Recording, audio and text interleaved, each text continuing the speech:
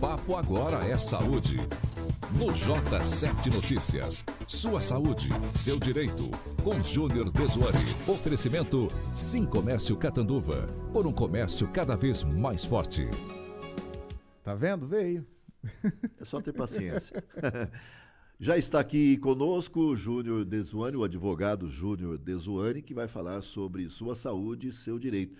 Júnior, bom dia. Bom dia, Marcão. Bom dia, Zé. Bom dia, João. E aos nossos queridos ouvintes do J7 Notícias. Você prefere mais o frio ou o calor?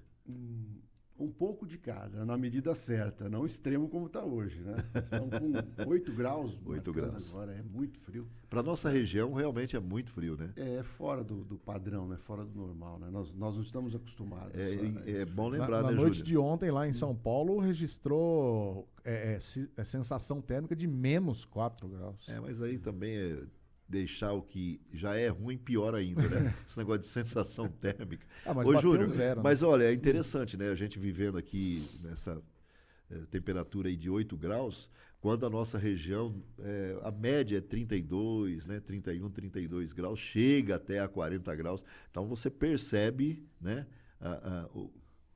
A distância, né? Exato. Chama amplitude térmica, né? Amplitude. Por isso que é bom conversar com quem entende. entende, né? Com quem encontra as palavras corretas. E a mínima. E a gente vai sempre aprendendo, né, Zé? Mas uma coisa importante a gente destacar nessa questão de temperatura é que nós não estamos preparados em nenhum sentido. Não. Até na questão de estrutura física dos imóveis, né? A gente prepara a casa, né? Os imóveis para uma temperatura alta, por isso. Para você ter uma ideia, eu tenho edredom, mas não tenho um bom cobertor em casa. Mas qual a quantidade de dias que você usa, né? A questão da relação... Agora, com o edredomzinho já dá para enganar, né? aquece, né?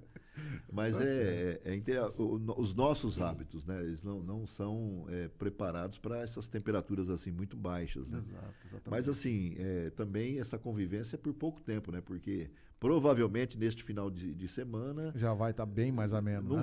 Não vai deixar de fazer frio, mas não com essa intensidade que a gente tomara, né? Até amanhã está previsto, né? Até amanhã, sexta-feira, a previsão. Por isso que o pessoal começa a correr, né? Para fazer a sua feijoada, né? Os seus caldos, né? Brasileiro sempre dá um jeitinho, né? Se adequar à situação. Vamos à primeira pergunta? A primeira é o tema. Ao tema. Vamos ao tema. Como nós dissemos na entrevista passada, né, no programa passado, nós falamos sobre as questões da grávida, né, dos planos de saúde, carência, atendimento. Nós deixamos que estaríamos hoje aqui a questão do plano de parto. Vocês já ouviram falar sobre isso? Plano de parto não tinha ouvido, não. Então, o plano de parto é um direito que assiste a gestante de levar para o momento, até pré-natal, no parto e no pós-parto também, ela deixa claras suas intenções. Lembrando do que nós já comentamos aqui, da autonomia, da vontade do paciente, né, em todos os sentidos. E da gestante, não poderia ser diferente, porque nós temos que entender a questão num lado até psicológico. A questão do parto, né, do nascimento de uma criança, da gravidez e até o nascimento, é um momento único e especial, né? As mulheres é que podem mais nos relatar isso com mais propriedade. Mas é um momento especial, um momento único, né? O nascimento, a geração e o nascimento de uma nova vida. Então, as mulheres imaginam para aquele momento tão especial algumas situações que fogem àquela relação antiga que nós já falamos que existia entre médico e paciente, onde o médico era o senhor absoluto da situação. Não, hoje a paciente leva aquilo que ela gostaria, como ela gostaria que se procedesse o parto. E ela leva isso, ela deixa isso expresso num documento que ela apresenta na chegada ao hospital ou com a instituição onde ela vai ter o filho, né? E lá está elencado como ela gostaria que fosse o parto. Lógico, vamos assim, separar aí as questões técnicas médicas, né, dos procedimentos e aquelas questões onde ela pode intervir, vamos dizer assim, né? Sempre lembrando que fora da normalidade, numa questão de urgência, o médico tem que prestar o atendimento visando a saúde da mãe e da criança, né? O que nós temos na questão do parto, por exemplo? O que ela pode solicitar ou como ela gostaria? Então, tem alguns exemplos aqui que eu anotei, que é importante, ó. Ela pode, por exemplo, preferência por assistência só de mulheres na hora do parto, né? Então, ela se sente mais à vontade. Só quer que as mulheres façam atendimento, desde a equipe médica. Exato. Lembrando, porque nem sempre o médico que fez o pré-natal, nós fizemos isso na semana passada, ela pode dar à luz lá com um plantonista. Então, ela pode se preparar para isso. Então, pedir só a questão de pessoas do sexo feminino, para ela se sentir mais à vontade, né? Quanto à questão de dor, lembrando que um parto normal, as questões de parto normal, demoram de 9, 10 até 14 horas em trabalho de parto. Uhum. Então, a mulher pode optar por não sentir dor de uma forma natural. Então, ela não quer tomar medicamentos. Então, qual é a solução? Então, você tem ali duchas, banho, pilates. Então, tem essa questão alternativa. Ela pode pedir. Também, uma coisa importantíssima é a questão da indução do parto. Então, ela pode optar por não induzir ao parto, né? Nesse processo todo, ela quer passar por todo esse processo de horas de trabalho de parto e não fazer a indução do parto, né? Também, sobre a questão de ruptura da bolsa, né? Do líquido amniótico, que aconteça a ruptura da bolsa que precede o nascimento de uma maneira natural e não provocada, né? Também. E o uso de ocitocina, que é aquele hormônio que acelera o processo de contração, né, para expulsão. Na verdade, é uma expulsão do feto que acontece durante o parto. Então, são questões que ela determina, ela deixa expresso o que ela quer, como iluminação, música na sala de parto. Tem mulheres que querem que desligue o ar-condicionado. Então, assim, são situações onde ela tem toda essa liberdade e direito. Sim, todo direito, exatamente. E liberdade. Evidentemente, a gente deixa sempre bem claro que no momento de emergência ou urgência durante o parto, aí o médico ele releva essas questões e coloca em primeiro lugar a decisão dele. A decisão, né? Um ponto importante que a gente vê muitos casos, você já lembra da questão tu fala assim, que a mulher vai ter que fazer um pique, né? Um pequeno corte na vagina no para o parto normal. Entre o ânus e a vagina para aumentar a área para a criança poder sair, né? Então, isso aí tem que ser feito de uma maneira extrema, quando não há mais solução. Explicar... E com consentimento da paciente. Então, veja bem, a questão do consentimento é uma questão de emergência, né? Se sentir que a criança está em sofrimento na hora do nascimento, o médico... Tem que tomar devida providência. Tem que tomar essa providência, mas ele avisa a mãe e faz de uma maneira... Porque se ele não fizer isso... e a criança forçar o nascimento, pode dilacerar a mãe. E aí tem uma ruptura, um esgarçamento. Aí depois a recuperação da mãe é pior do que se tivesse. Mas tem que ser de uma maneira negociada ou explicada. Passada, mãe, né? Você comentou bastante aí sobre os direitos, né? E o que a mãe tem no parto. Perfeito. No caso aí, o médico, ele pode se recusar a fazer o parto, dadas, né, as exigências do plano de parto?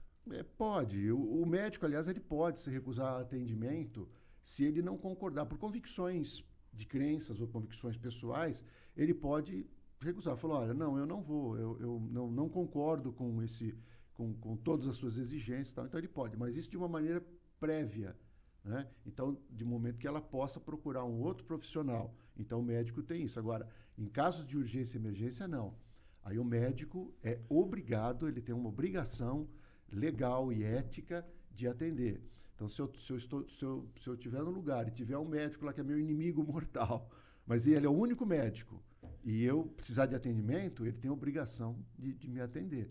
Né? Tem que deixar isso de lado e atender. Agora, em questões normais, o médico pode se recusar, sim, a essas exigências. Mas... A gente percebe, né, Júnior, que é muito amplo isso, né? Porque a gente, às vezes, vê notícias, né, de mulheres que deram o parto numa viatura da polícia.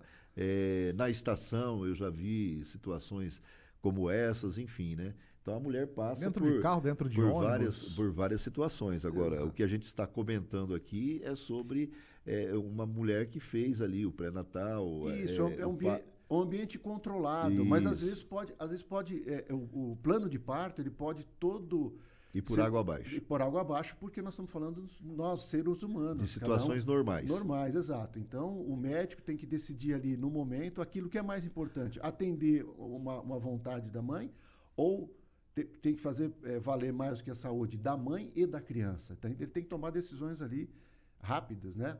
Então, muitas vezes o parto normal, ele tem que se transformar num parto cesárea. Né? Tem mais uma pergunta aqui, Zé. Até uma pergunta para mim bastante interessante. Há casos em que a mãe pode levar a placenta para casa? Tá. É possível isso? Isso é uma questão... Eu nunca, sinceramente, nunca havia Não, pensado eu nessa possibilidade. Não, sim, e é mais comum do que nós imaginamos, Então. né?